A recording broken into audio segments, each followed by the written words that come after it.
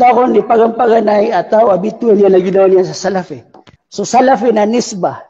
Ay manangutan nisba, agyong ko tayo manan niya tumpo kon ka ginawang kasangutanganin. Giti manaw ta salafi. Ayon tayaro na ya nisba. Na. So salaf na miyaloy tanong. Tigo Nabi sallallahu alaihi wasallam si ko manan niya na Fatima.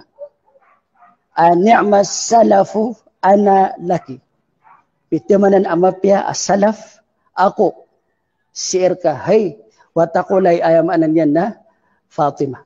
Ay manan ni nasun Nabi emiteron skanian din miyag pronounce ron niya lang agyong ko tayam anan niya kay giraw niya na ni'ma salafu ana laki. Si ko yam anan niya na watayan Fatima lagi naman buto si ko watayan Zainab radhiyallahu anhuma.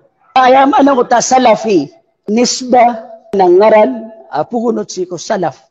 Giti manan yan. So miyas magad to.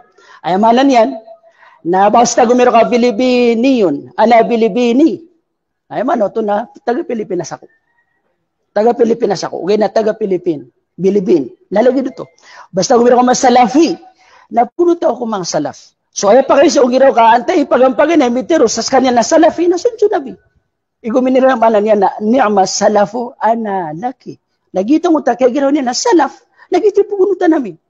Awis mo ta kay giraw niya na khairun nasi qarni thumma alladhina yalunahum thumma alladhina yalunahum thumma alladhina yalunahum. Dito ninisba namin sang putam anan yan na kawbaliw niya salaf. Kaligit man ka pagumiraw kami salaf.